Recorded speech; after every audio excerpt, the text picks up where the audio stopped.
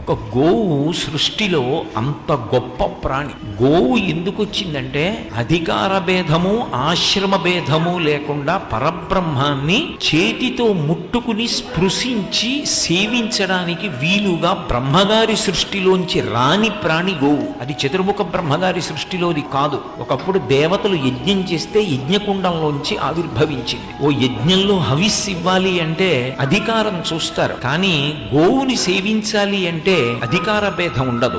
ఎవరైనా గోవుని సేవించవచ్చు. మీరు గోవుకి తీసుకెళ్లి ఒక అరటిపండు పెడితే ఆ అరటిపండు గోవు తిన్నప్పుడు సాక్షాత్ కామాక్షి పరదేవత ఆ అరటిపండు తిన్నట్టే. అన్నిటికీ ప్రత్యామ్నాయంగా వచ్చింది గోపూజ. ఎవరైనా చెయ్యొచ్చు, ఎవరైనా ముట్టుకోవచ్చు, ఎవరైనా అరటిపండు పెట్టచ్చు. మంత్రం లేకపోయినా కూడా మీరు దానికి కాస్త పృష్ఠభాగంలో పసుపు రాసి బొట్టు పెడితే అది లక్ష్మీదేవి పాదాలకి రాసిన పసుపు పెట్టిన పారాణే అవుతుంది.